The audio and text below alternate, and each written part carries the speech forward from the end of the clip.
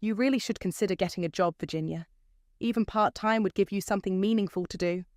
I smiled politely across the mahogany dining table as my mother-in-law Vera delivered her weekly criticism, perfectly timed between bites of her overcooked salmon. The Henderson family dinner ritual was as predictable as it was painful. My name is Virginia, and for 6 years I've been labelled as the lazy, stay-at-home wife who married into Boston's elite Henderson family. If only they knew. She's too busy watching reality TV and ordering takeout. Bradley, my brother-in-law, chuckled while swirling his wine. Right, Wade? My husband shifted uncomfortably in his chair, suddenly fascinated by his green beans. His silence spoke volumes, as usual. At least she dressed appropriately tonight. Taya, my sister-in-law, added with a smirk. Remember that awful sundress at the country club last month? I took a small sip of water, letting their words wash over me like rain on a window. They had no idea that the awful sundress cost more than their monthly mortgage payments. But grandmother always said, "Let them underestimate you. It's the perfect cover.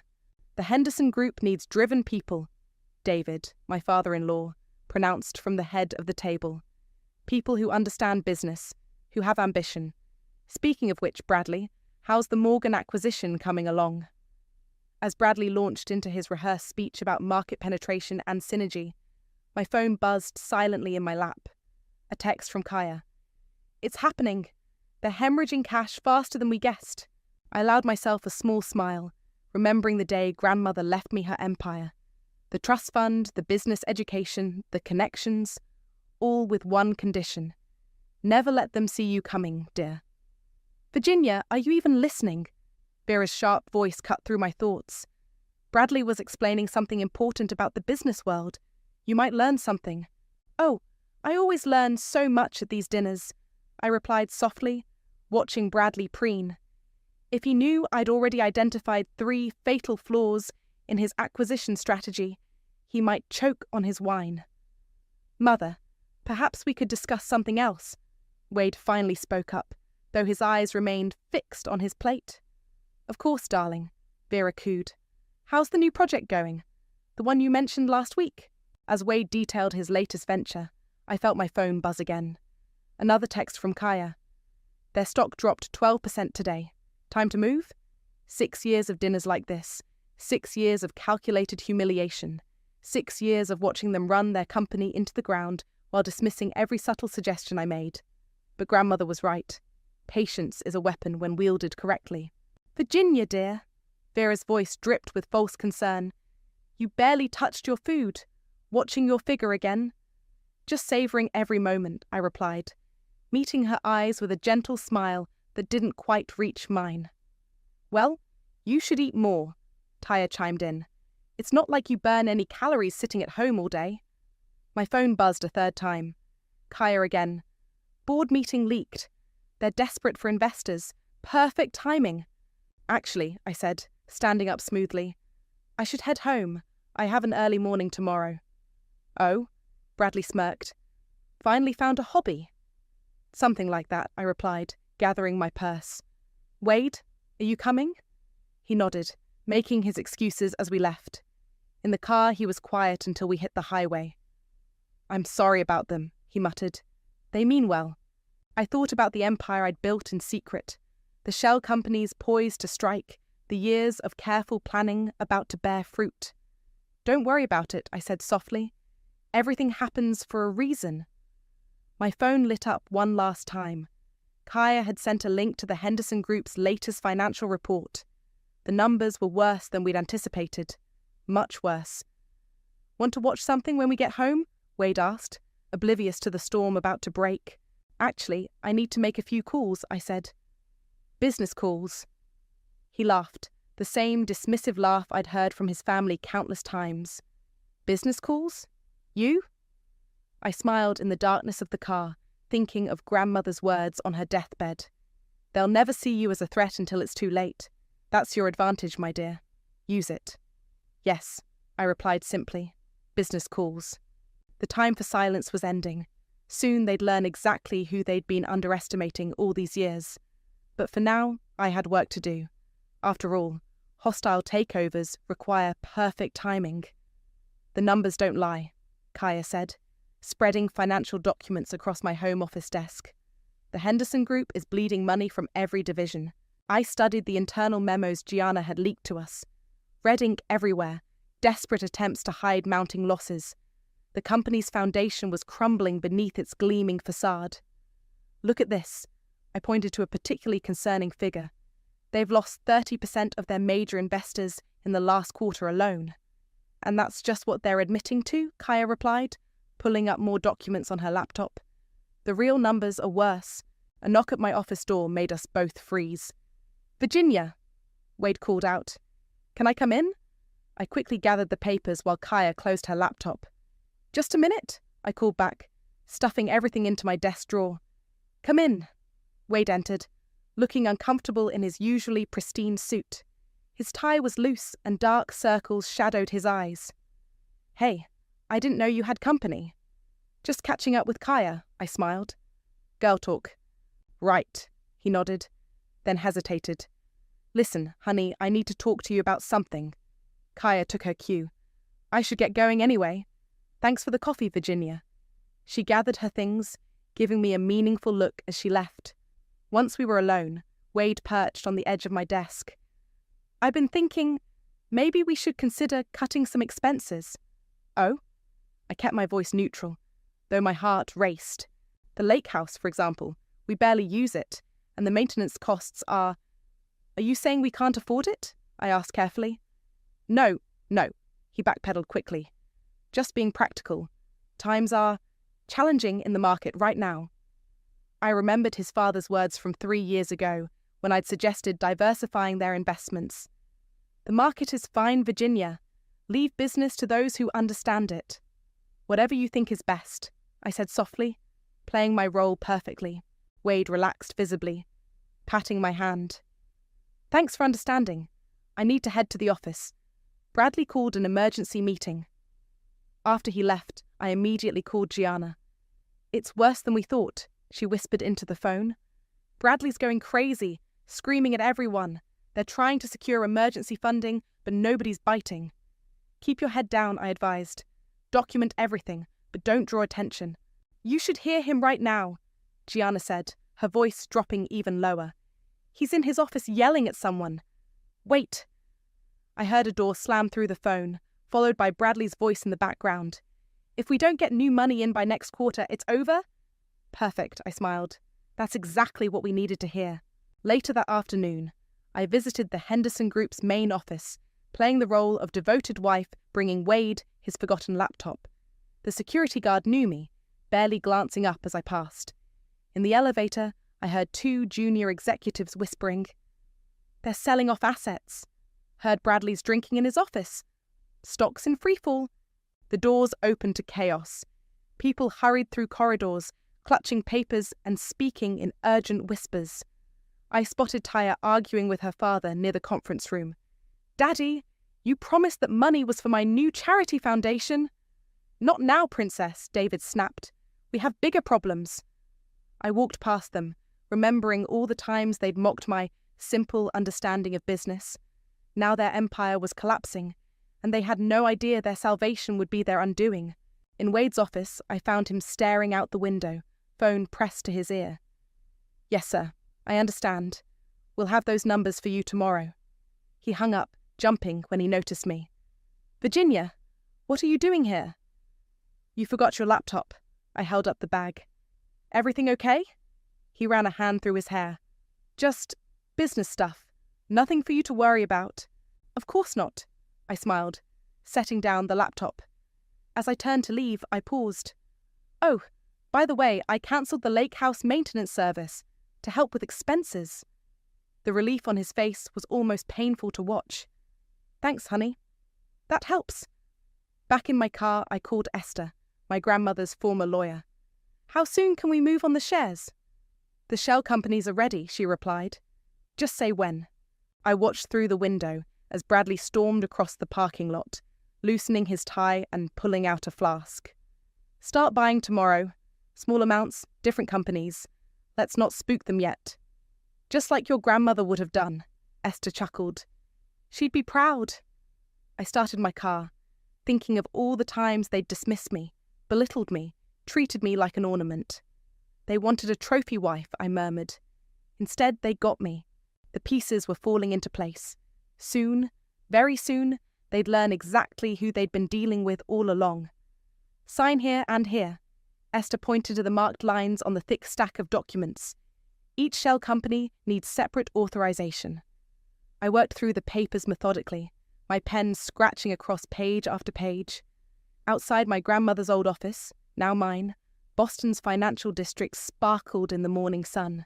Nova Holdings, Starlight Ventures, Aurora Capital. Kaya read off the company names. Nobody would guess they're all you. That's the point, I replied, signing the final document. How many shares so far? 28%.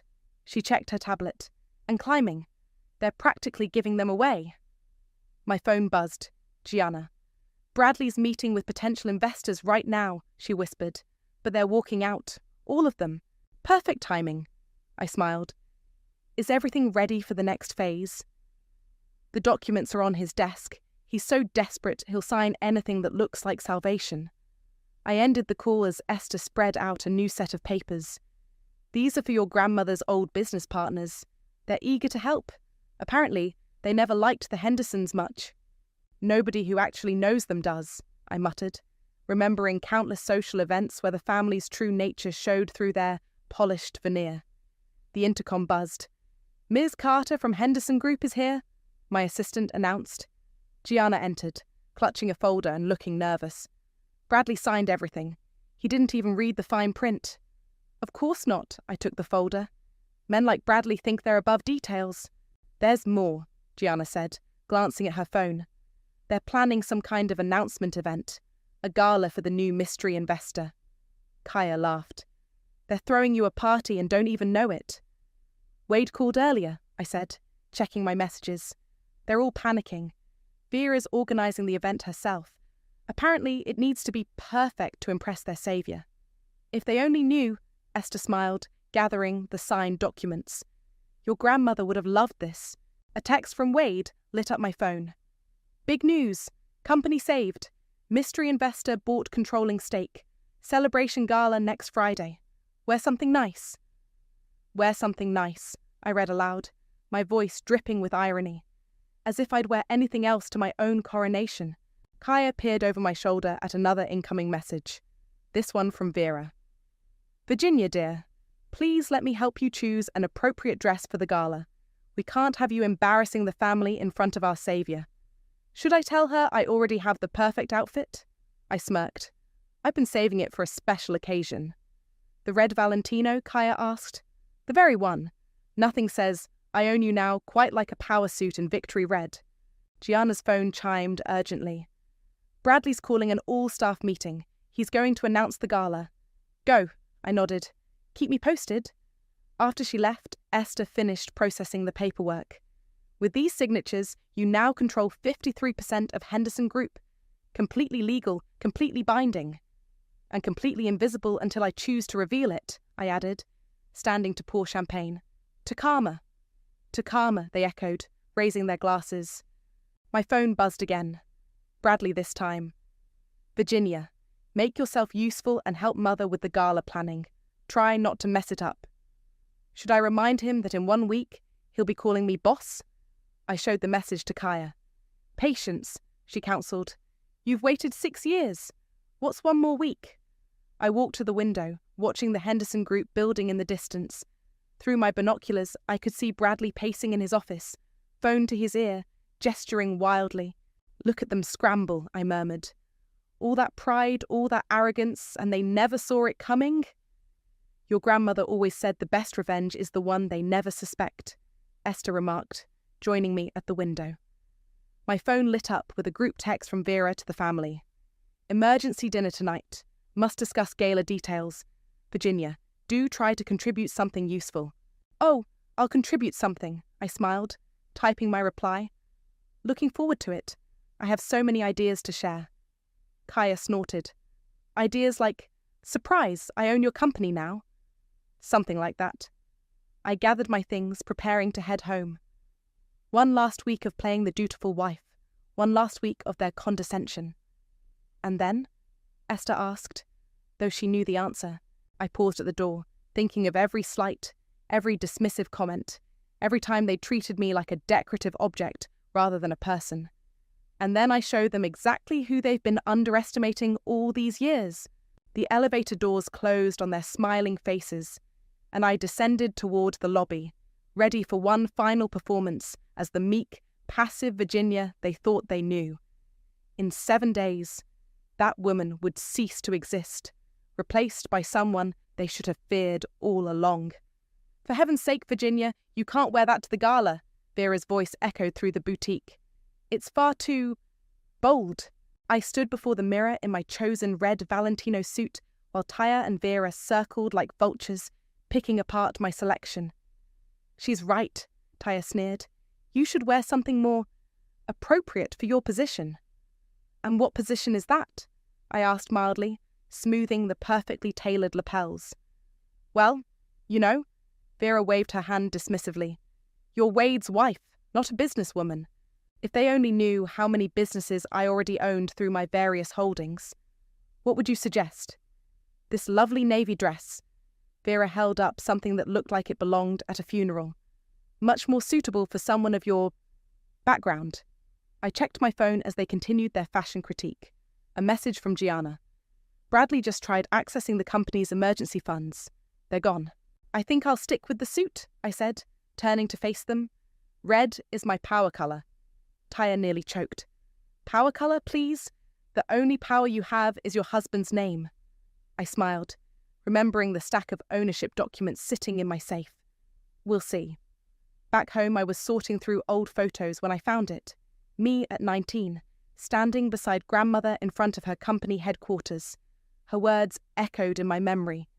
"True power is when they never see you coming." "What's that?" Wade's voice startled me. He peered over my shoulder at the photo. "Just an old picture with my grandmother," I said, quickly sliding it away. "The one who left you that trust fund you never talk about?"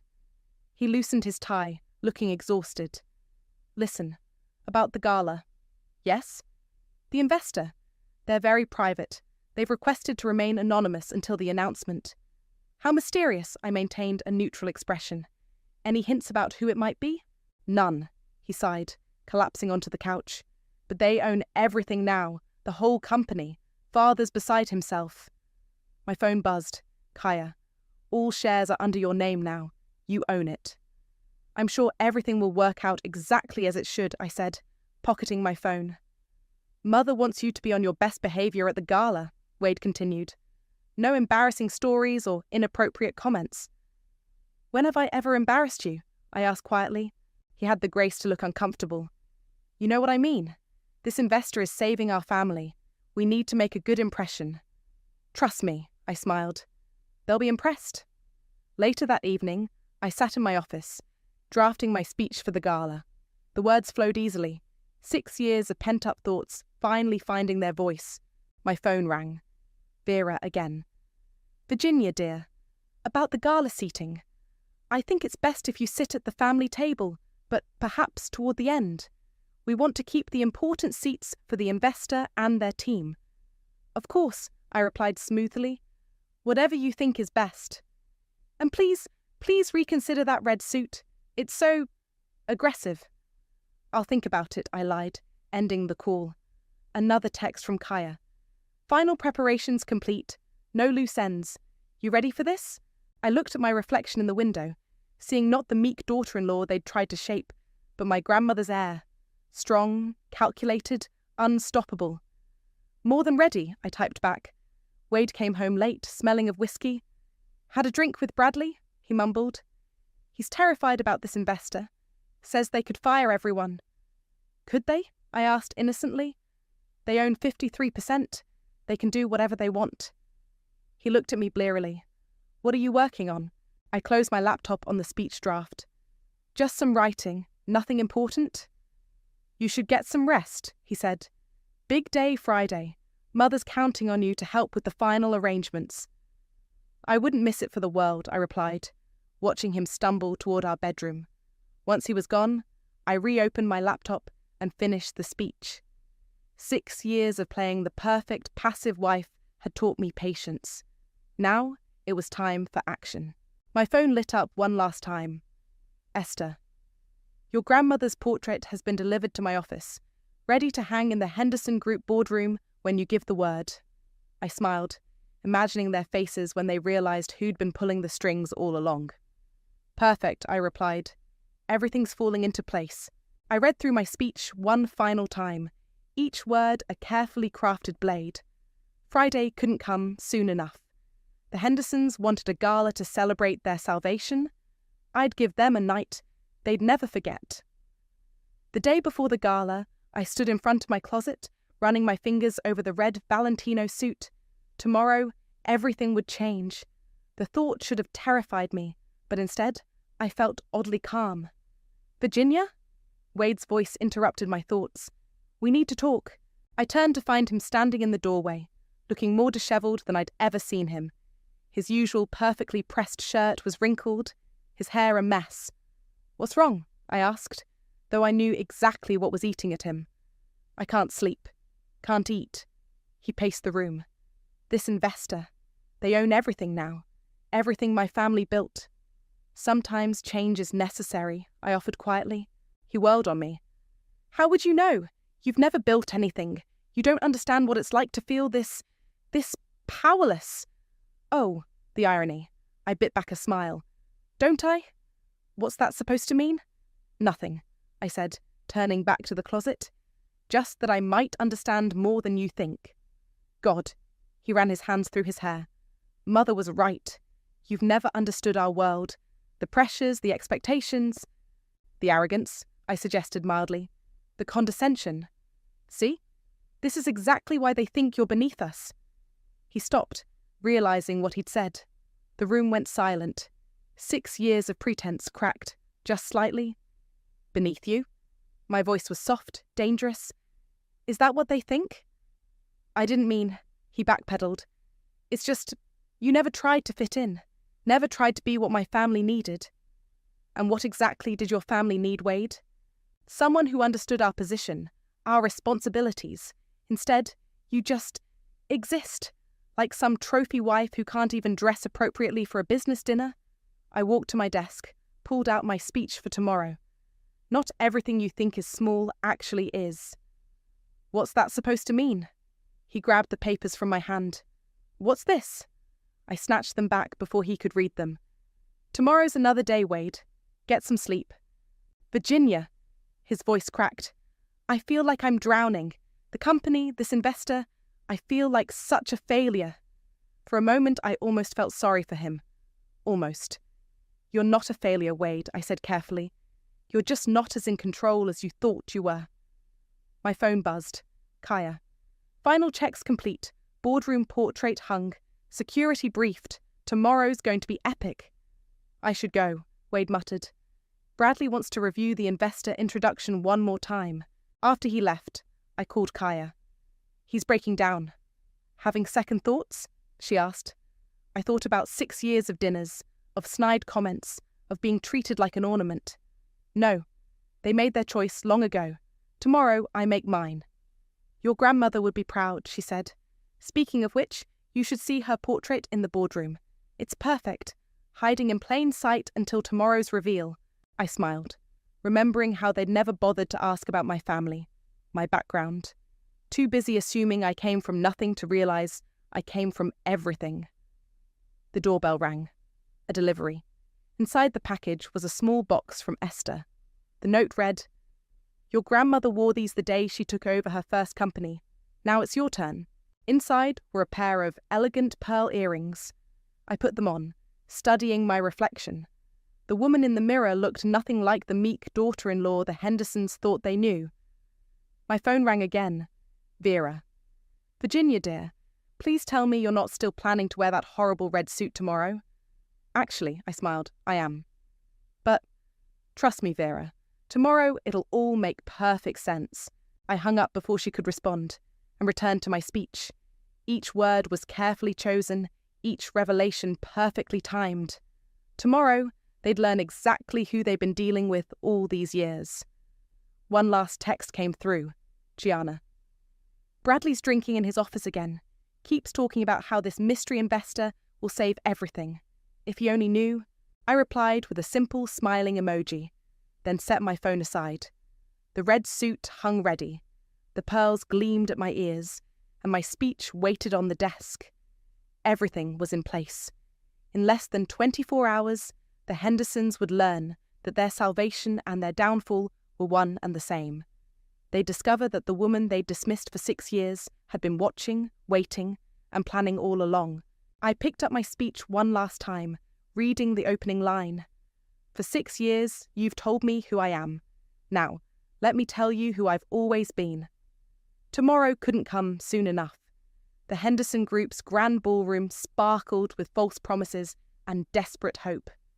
Champagne flowed freely as investors, board members, and social climbers mingled, all eager to meet the mysterious savior of Boston's failing dynasty. "Virginia!" Vera's voice cut through the crowd. "I see you wore that suit after all." I did. I smoothed the red Valentino's lapels. Special occasion, after all. "At least try to be presentable when the investor arrives," she hissed, "and stay toward the back during photographs." Across the room, Bradley was holding court, clearly drunk. "Our new partner understands real business. They'll take us to the next level." "Any idea who it is?" someone asked. "Very private individual," he slurred. "But they know talent when they see it." I caught Kaya's eye from across the room. She nodded slightly. Everything was in place. "There you are." Wade appeared beside me, tugging at his collar. "Mother wants us all positioned properly for the announcement." "Of course she does," I murmured, watching Taya arrange herself prominently near the podium. The MC tapped his microphone. "Ladies and gentlemen, if I could have your attention, please." The room hushed. David stepped forward, beaming with false confidence. "Tonight marks a new chapter in our company's history. We're honored to introduce our new majority shareholder." I began moving toward the stage. "Virginia?" Wade whispered. "Where are you going?" "Someone who represents the future of business." Vera grabbed my arm. "Well, what do you think you're doing?" "Please welcome." I gently removed her hand and continued walking. "Our new CEO." Bradley's glass slipped from his fingers as I climbed the steps to the podium. The silence was deafening. "Good evening," I said into the microphone, my voice steady. For years I was silent. Tonight, I speak not as Mrs. Henderson, but as your new CEO. The room erupted in whispers. Cameras flashed. Vera's face went pale. "What is this?" David stepped forward. "Some kind of joke?" "Check your phones," I smiled. The press release just went out. Hundreds of phones chimed simultaneously.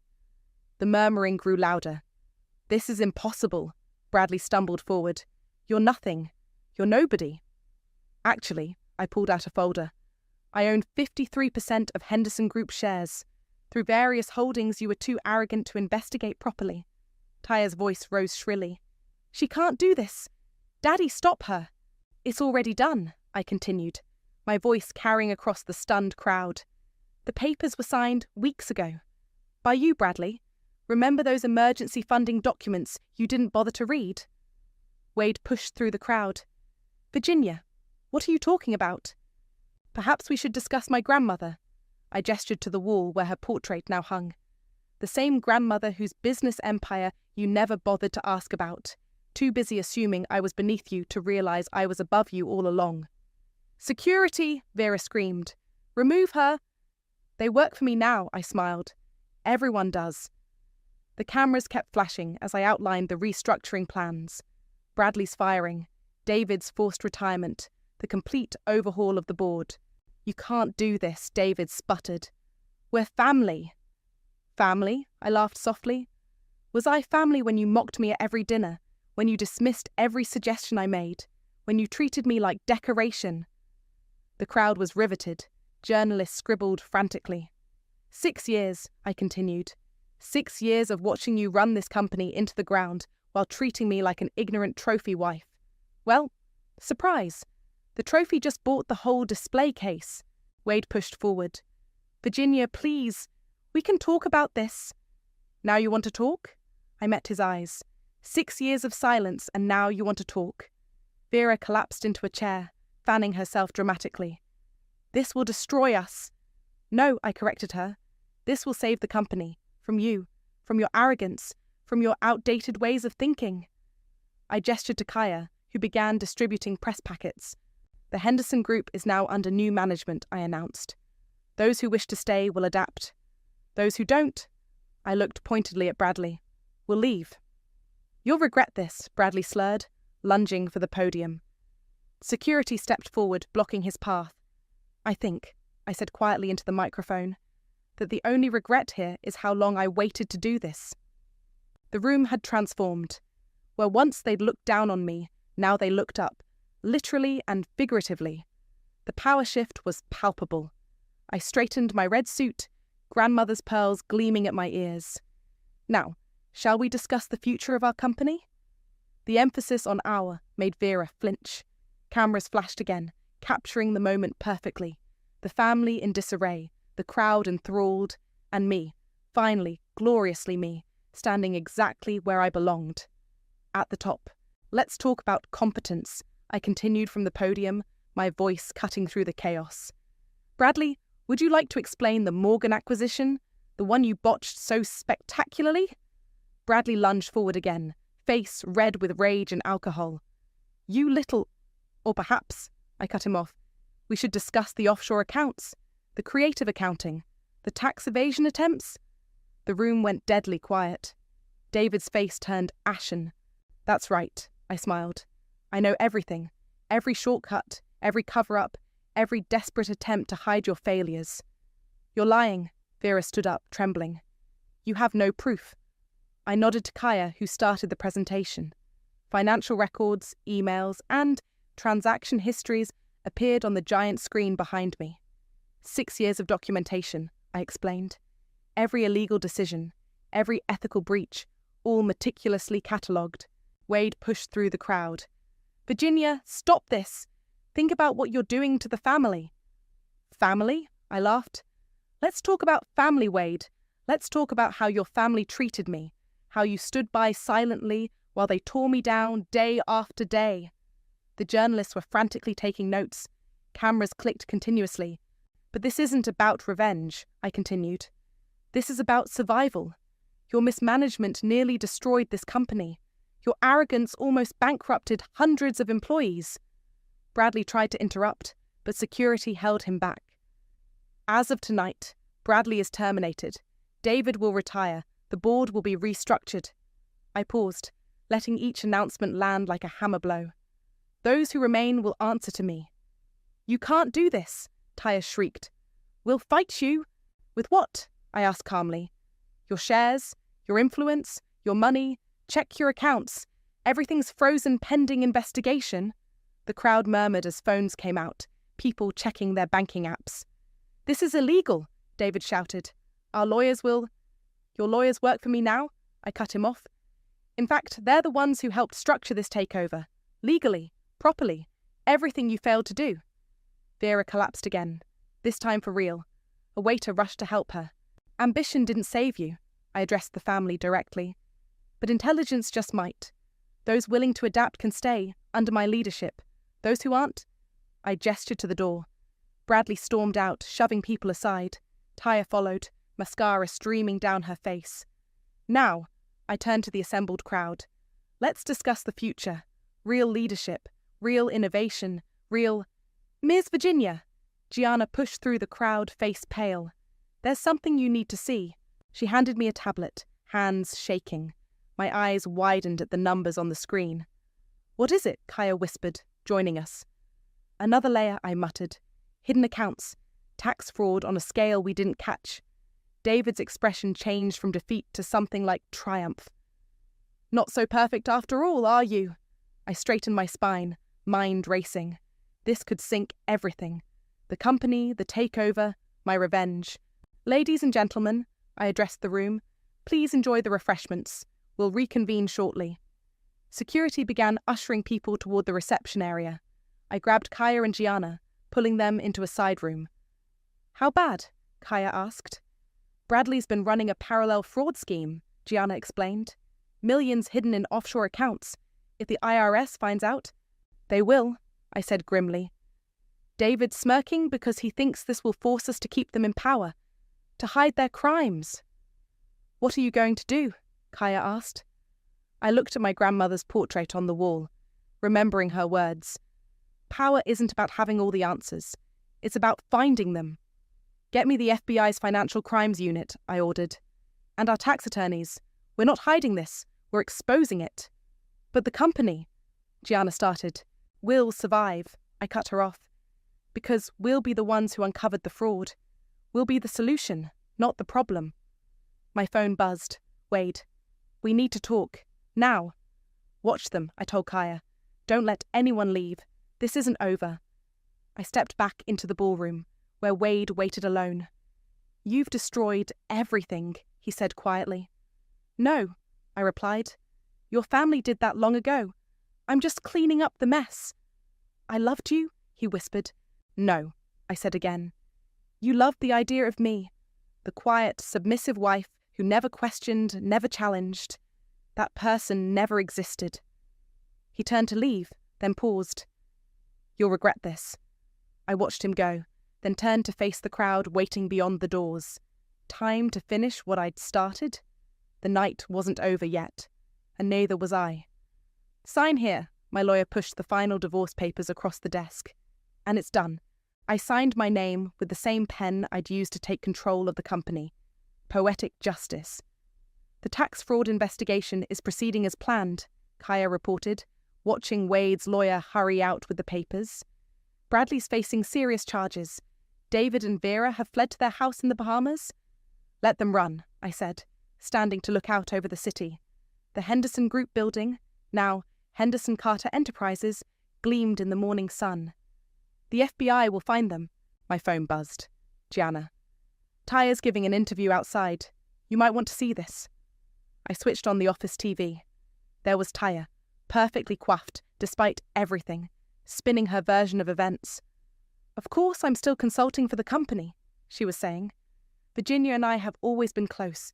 She values my input. Consulting? Kaya snorted. She hasn't been allowed in the building since the gala. Let her pretend, I smiled. It's what they do best. My assistant buzzed in. The board is ready for you. The boardroom fell silent as I entered. New faces mixed with old, all watching me carefully.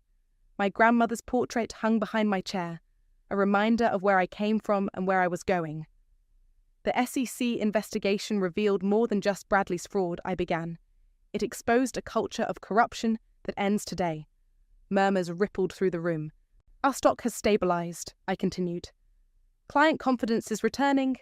The media has moved from scandal to recovery stories. And the Henderson family? Someone asked. Are welcome to watch our success from a distance, I replied coolly. Now, about the Asian expansion? The meeting proceeded smoothly.